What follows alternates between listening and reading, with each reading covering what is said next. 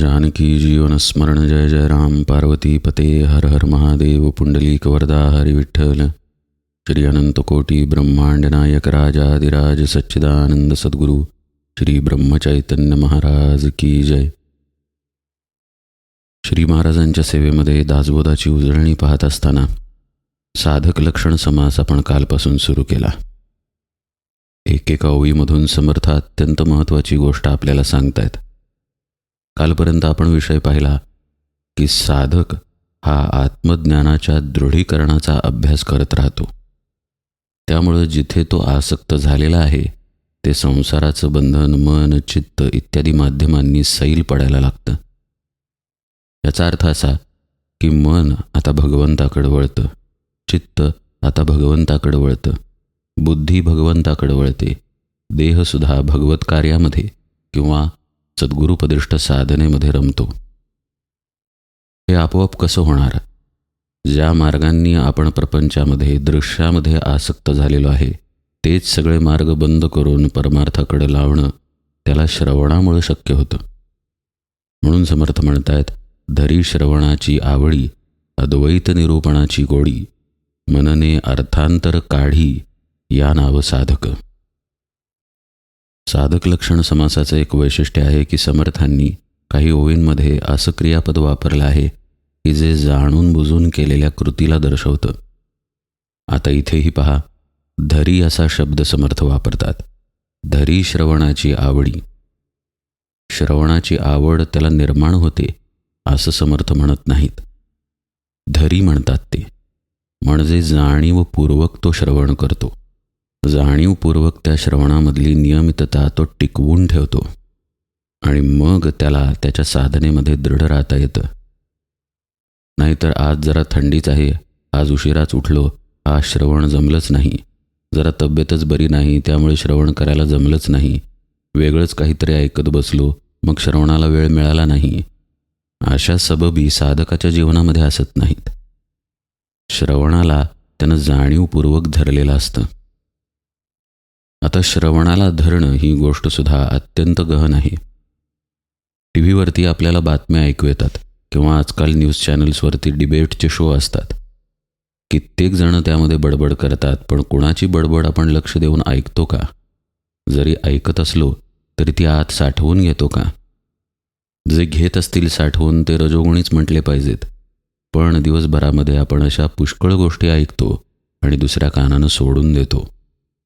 असं श्रवण इथे समर्थ सांगत नाही आहेत। ही त्यानं धरलेली आवड आहे याचा अर्थ तो ते श्रवण त्याच्या आतमध्ये साठवून ठेवतो। असं पहा की समजा श्री महाराजांच्या प्रवचनात एक वाक्य आहे, पुष्कळ जप करण्यापेक्षा एकाग्रतेनं वृत्ती आवरून केलेल्या जपाला महत्त्व आहे। आता हे तो नुसता ऐकत नाही, लगेच त्या वाक्याच्या मननाकडे तो जातो। आपण पुष्कळ जप नुसताच करतोय का आपल्या वृत्ती आवरलेल्या आहेत याचा शांतपणे तो विचार करायला लागतो। वृत्तींचाही विचार करतो, कुठल्या प्रकारच्या वृत्ती आहेत, चित्तामध्ये एकाग्रता आहे की नाही हेही जरा अभ्यासतो। मग पुन्हा शांतपणे नामाचा अभ्यास करायला बसतो। प्रत्येक नाम घेताना नामाचा अर्थ, नामामध्ये जे अक्षर आहे ते, आपला आत्मभाव, चित्ताची मनाची एकाग्रता जपण्याचा तो जाणीवपूर्वक प्रयत्न करतो। आणि असं 2-4 वेळेला शांतपणे नाम घेऊन श्री महाराजांचं हे जे वाक्य आहे त्याची प्रचिती तो घेतो। नाहीतर एक नाम घेऊन दुसरं नाम घ्यायला 1 सेकंदही लागत नाही। भरभर भरभर भरभर एकामागून एक नाम घेतलं तर 5-10 मिनिटात पुष्कळ वेळा नाम म्हणून होतं। असं हे नाम नाही हे त्याच्या आपोआप लक्षात येतं, कारण प्रत्येक अक्षराकडं एकाग्र चित्तानं लक्ष घेऊन शांतपणे नाम घेतलं तर एक नाम घेण्यासाठीच 3-4 सेकंद निघून जातात। एकाग्रता आणखी दृढ असेल आणि नामामध्येच ध्यानाची अवस्था येत असेल तर एकच नाम अर्धा ताससुद्धा साधक घेऊ शकतो। असं करणं म्हणजे श्री महाराजांच्या या वाक्याची प्रचिती साधन मार्गानं घेणं। म्हणजे काय घडलं? ते जे वाक्य श्रवण झालं ते जीवनामध्ये उतरवण्याचा अभ्यासही केला गेला। अशा पद्धतीनं तो श्रवणाची आवड धरतो। आपल्याला आजपर्यंत काय सवय आहे, जो इंद्रियांमधून अनुभव येतो तो आवडीचा किंवा नावडीचा हे आपल्या देहधर्मानुसार आपण ठरवतो. जसं सुगंध आपल्या आवडीचा, दुर्गंध नावडीचा. पण याच्या उलट दिशेचा प्रवास साधकानं सुरू केलेला आहे. सद्गुरुपदिष्ट साधनेमध्ये मन चित्त एकाग्र झाल्यानंतर आतूनच शांतीचा अनुभव येतो आणि त्यावेळी आपला देह खरं म्हणजे काहीही करत असत नाही. विचारही नसतात, त्यामुळे मनाची स्थिरता झालेली असते. अशा वेळी कोणताही विषय नसताना आतून आनंदाचा जो अनुभव येतो, त्या आनंदाची गोडी साधकाला लागलेली असते आणि म्हणून तो जे श्रवण घडलेला आहे त्या श्रवणाचा हात धरून मगाशी पाहिलं त्याप्रमाणे पुन्हा पुन्हा नामाचा किंवा ध्यानाचा अभ्यास करत राहतो. यामधून त्याला अधिकाधिक शांती मिळत राहते. आता हे निरूपण कोणत्या प्रकारचं आहे तेही आपण पाहूया. श्री महाराजांचं जे उदाहरणादाखल आपण वाक्य घेतलं त्यामध्ये कोणतीही कथा आलेली नाही, कोणताही फापट पसारा आलेला नाही. ते वाक्य अगदी थेट आहे, सूक्ष्म आहे आणि अद्वैताचा बोध करणारा आहे. आपलं मन, आपलं चित्त या सर्व मार्गांनी आपण दृश्यामध्ये अडकलेलो आहोत आणि तिथे द्वैत निर्माण झालेला आहे. किंबहुना आपल्यापाशी द्वैत आहे म्हणूनच मनाची हालचाल सुरू झालेली आहे.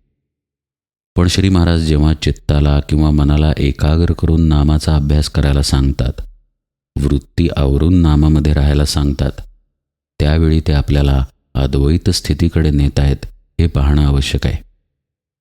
म्हणजे साधक आवडसुद्धा कोणत्या गोष्टीची धरतो तर अद्वैत निरूपणाची. आणि हेच समर्थांनी पुढे सांगितलं आहे, धरी श्रवणाची आवडी अद्वैत निरूपणाची गोडी. इथेही पहा, आधी आवड शब्द आला आणि मग आता गोडी शब्द आला. एकमेकांवरती अवलंबून असलेल्या या गोष्टी आहेत. व्यवहारातलंच आपण उदाहरण घेऊया. समजा रसमलाई आहे. रसमलाई आपल्याला आवडते. का ठरलं? कधीतरी चव घेतलेली होती, ती चव स्मृतीमध्ये आहे, त्यावेळी ती चव आवडलेली म्हणून. आता ही आवड पक्की झाली. समोर आल्यानंतर आपण रसमलाई खायला लागलो. आवडीची गोष्ट तोंडात आल्यानंतर अर्थातच गोडी वाढायला लागली. त्या पदार्थामध्ये आपण नकळतपणे आसक्त होत गेलो. आपल्याला असं वाटत राहतं की आपण तर चव घेतोय, आपल्या आपल्या आनंदामध्ये आपण आहे, पण आपण त्याचबरोबर त्याच्या आसक्तीत अडकत असतो. हा जो धोका आहे विषयामध्ये अडकण्याचा, हा धोका आत्म्यापाशी नाही, आपल्या स्वरूपापाशी नाही. कारण आत्मा किंवा आपलं स्वरूप हे कशावरही अवलंबून नाही. तिथे कुठलंही अवलंबित्व नसल्यामुळं, ते निरुपाधिक असल्यामुळं तिथला आनंद, तिथलं सुख, तिथली शांती ही अत्यंत निर्मळ असते. पुन्हा पुन्हा त्या शांतीत जाण्यानं आपल्या जीवाचं नुकसान होत नाही. वैषयिक सुखामध्ये पुन्हा पुन्हा जाण्यानं जीवाच्या पदरात नुकसान पडतं, कारण विषयांना अंत आहे, नाहीतर बदल तरी आहे. जो सुख भोगत आहे त्याच्या देहाला तरी अंत आहे किंवा त्या विषयाला तरी अंत आहे. हे दोन्ही प्रकार आत्म्यापाशी संभवत नाहीत.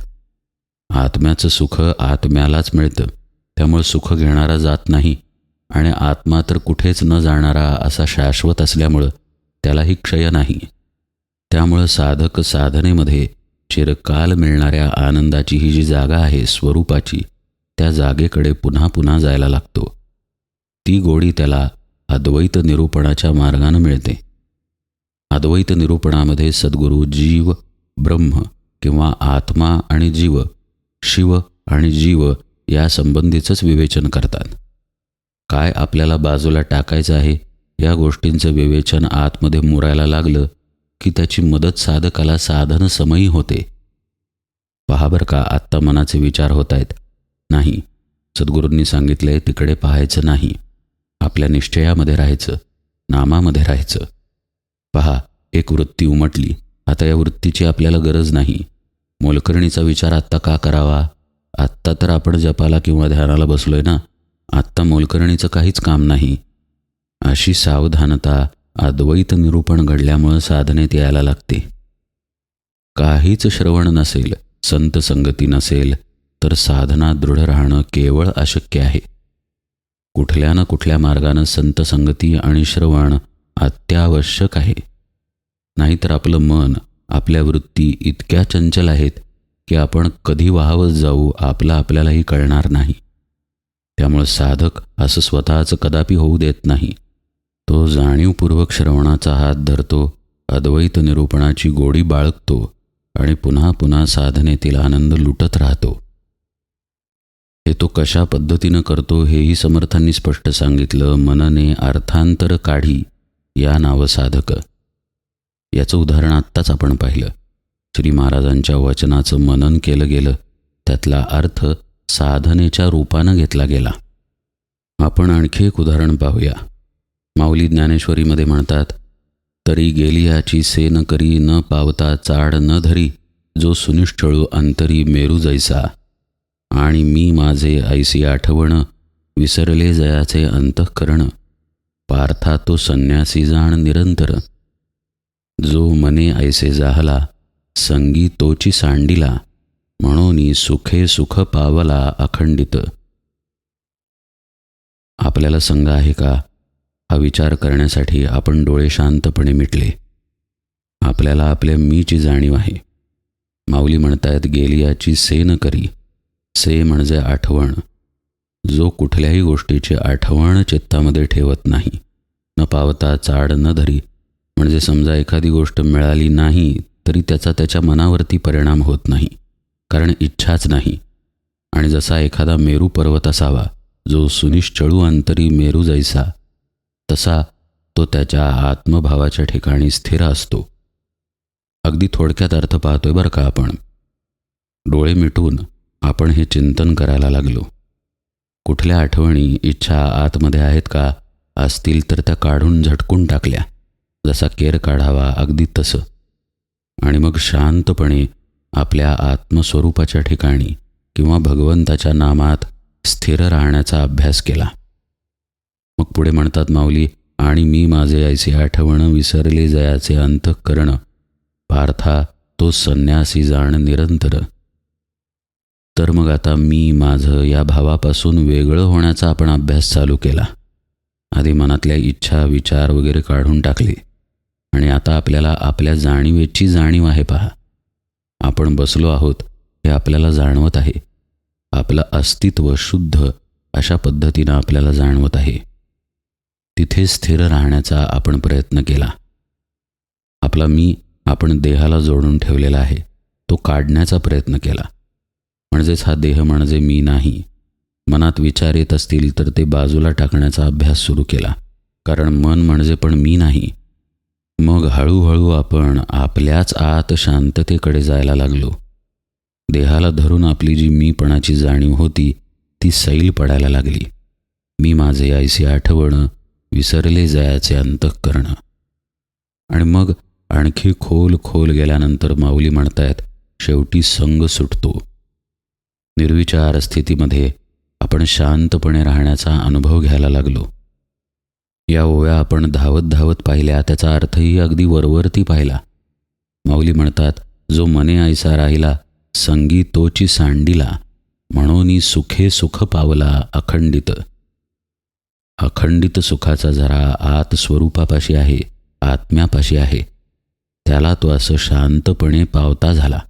पावता झाला म्हणजे त्या आत्मसुखामध्ये स्वतःला तो विसरून गेला. आपल्या मनाला मी माझं अशी जी आठवण आहे त्या आठवणींना इच्छा कामना टाकून तो त्या सुखामध्ये आत्मसुखामध्ये रममाण झाला. असं डोळे मिटून करण्याचा आपण प्रयत्न केला. म्हणजे आत्ता माऊली जे सांगतायत याचं नुसतं श्रवण साधकानं केलं का? तर मुळीच नाही. साधकानं श्रवण करून त्याचं मनन करून अर्थांतरही काढलं आणि त्याच्या अनुभवाचा थोडा डोळे मिटून अभ्यास केला. तो अभ्याससुद्धा आत्ता आपण धावत धावतच पाहिला. खरं म्हणजे मी माझे ऐसी आठवण या गोष्टीच्या अभ्यासासाठीच अर्धा पाऊण तास निघून जाईल, अगदी शांतपणे. अशा पद्धतीनं श्रवण साधक आपल्या जीवनामध्ये उतरवतो, त्याचं मनन करतो, चिंतन करतो, अर्थांतर त्यातलं पाहतो. म्हणजे शाब्दिक अभ्यासानं नाही, डोळे मिटून त्या श्रवणातील अनुभूती तो स्वतःमध्ये पाहतो, तेव्हा तो साधक असतो. मग समर्थ पुढे म्हणतात, होता सारा सार विचार ऐके होऊनी तत्पर, संदेह छेदुनी दृढोत्तर, आत्मज्ञान पाहे. इथेही पहा, ऐके असा शब्द समर्थ वापरतात, संदेह छेदुनी असा शब्द वापरतात, किंवा आत्मज्ञान पाहे म्हणतात. हा पाहे शब्द पण अत्यंत महत्त्वाचा आहे. जसा छेदुनी शब्द जाणून बुजून केलेल्या कृतीला दर्शवतो, तसंच पाहे शब्दही दर्शवतो आणि ऐके हा शब्दही दर्शवतो. प्रत्येक गोष्ट तो हेतू पुरस्सर करतो, कारण परमार्थ, साधना, चिंतन, मनन या गोष्टी मुद्दामहूनच कराव्या लागतात. विषयांकडे जाणं, व्यवहारामध्ये आणि विषयांमध्ये रमणं हा जीवाचा सहज धर्म आहे. त्यासाठी त्याला वेगळे प्रयत्न करावे लागत नाहीत. पण सद्गुरुपदिष्ट साधनेचं मात्र असं नाही. तो जीवाचा स्वभाव असत नसल्यामुळं साधक मुद्दामहून प्रयत्न करतो. सारासार विचार त्याला सद्गुरूंकडून प्राप्त झालेला असतो. सद्गुरूंनी सांगितलेलं असतं की तू आत्मा सोडून अन्य काहीही नाहीस. हाच खरं सारासार विचार आहे. आत्माच एक सार आहे आणि जे काही भासमान येत आहे समोर ते सगळं असार आहे. आता हे ऐकून त्याला ते दृढ धरावं लागतं. त्यासाठी त्याला आतून आणि बाहेरून तत्पर असावं लागतं. का बरं? कारण जो देह धारण झालेला आहे त्या देहाला अखंड विषयाचा स्पर्श आहे. कायम विषयाच्या स्पर्शात जी गोष्ट आहे अशा देहाची संगती त्याला टाकता येत नाही. देहाच्याच मार्फत कोणत्या ना कोणत्या कर्मात तो असतो. श्रवण जरी सद्गुरूंकडून होत असलं तरी मध्ये देहाचं माध्यम असतं. ध्यानाला किंवा नामस्मरणाला जरी बसणं होत असलं तरी देह तिथे माध्यम रूपानं असतोच. शिवाय आपली नियत कर्म जी आहेत, वेगवेगळ्या गोष्टी ज्या आहेत त्या देहामार्फतच घडत असतात. म्हणजे दर क्षणाला या देहामार्फत विषयाच्या स्पर्शात जीव जात असतो.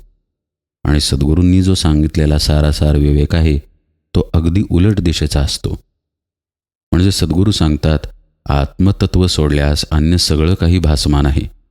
म्हणजे आत्ता हे निरूपण ऐकू येते हाही भासच आहे, आणि हे मी ऐकत आहे हा जो भाव आपल्यात आहे तोही भासच आहे. पण सर्वसामान्यतः जीव या विचारात न राहता प्रत्येक कर्मामध्ये गुंतत जातो आणि त्याला सत्यत्व देत राहतो. मीच तर नाम घेतलं ना, मीच तर श्रवण करत आहे, मीच तर पैसे कमवले, मीच तर अन्न सेवन केलं. हा मी त्याचा काही केला जात नाही. साधक या ठिकाणी सावध राहतो, तत्पर राहतो, हे जाणून राहतो की हे घडत आहे, पण मी तिथे कर्ता म्हणून नाही. आत्मसत्ता आहे म्हणून गोष्टी घडत आहेत. माऊली ज्ञानेश्वरीच्या 4थ्या अध्यायात म्हणतात त्याप्रमाणे, हे मजची स्तव जाहले परी म्या नाही केले, ऐसे जेणे जाणीतले तो सुटला गा. अशा अवस्थेत राहण्याचा तो सावधानतेनं प्रयत्न करतो. लक्ष देऊन ऐका, ही अवस्था आपोआप येणार नाही, आकाशातून पडणार नाही. त्यासाठी जो प्रयत्नात असतो तत्परतेनं त्याला साधक म्हणतात समर्थ. आणि हा कर्ता भाव टाकण्याचा, म्हणजेच त्यामुळं जो सारासार विवेक आतमध्ये दृढ होतो त्याचा अभ्यास साधक निरंतर करत राहतो. त्यामुळं त्याच्यामधला संदेह हळूहळू जायला लागतो. संदेह म्हणजेच मी देह आहे हा भाव. संदेह छेदुनी दृढोत्तर आत्मज्ञान पाहे असं त्याच्याकडनं घडायला लागतं. लक्षात घ्या, ज्या क्षणी देहभावाचा अभाव आहे त्याच क्षणी आत्मभावाचा प्रभाव जाणवायला लागतो. आत्मा हा कुठूनही कुठे गेलेला नाही, तो तिथेच आहे. त्यामुळे त्याच्या अनुसंधानात गेल्याशिवाय त्याची प्रचिती येत नाही. जसं आपण दुपारपर्यंत झोपूनच राहिलो तर सूर्याची प्रचिती येणार कशी? सूर्य आहेच की. आपण डोळे उघडले की प्रचिती येते. मग त्या आत्मतत्वाची प्रचिती येणं म्हणजेच संदेहाचा निराश होणं, आणि संदेह छेदून दृढोत्तर आत्मज्ञान पाहे असं होणं म्हणजेच सारासार विवेक किंवा आत्मानात्म विवेक विचार तत्परतेनं बाळगून आपला मीपणा देहापासून बाजूला काढणं. हा सततचा प्रयत्न जो करतो तो साधक असतो. तो सततचा प्रयत्न साधक जाणीवपूर्वक करतो असं का म्हणायचं? कारण समर्थांनी पाहे हा शब्द वापरलाय म्हणून. नाहीतर आत्मज्ञानाला पाहता येतच नाही वेगळेपणानं, तरीही समर्थ म्हणतात आत्मज्ञान पाहे. म्हणजेच तो त्याच्यापाशी असलेल्या संदेहात्मक द्वैताचा त्याग करण्याचा अभ्यास करतो. आपलं जे द्वैताचं पटल आहे ते फाडून टाकण्याचा तो अभ्यास करतो. याचाच अर्थ आत्मज्ञानाला पाहण्याचा अभ्यास करणं असा आहे. जेव्हा हे घडतं प्रत्यक्षामध्ये, म्हणजे ज्यावेळी द्वैत उरतच नाही, तेव्हा ती सिद्धावस्था येते. जोपर्यंत तो प्रयत्न आहे तोपर्यंत तिथं अभ्यास आहे आणि साधकावस्था आहे. यापुढे आता समर्थांनी साधक लक्षणात काय सांगितलं आहे तो भाग उजळणीमध्ये आपण यथावकाश पाहू. आज निरूपण सेवेला इथेच विराम देतो. जानकी जीवन स्मरण. जय जय राम.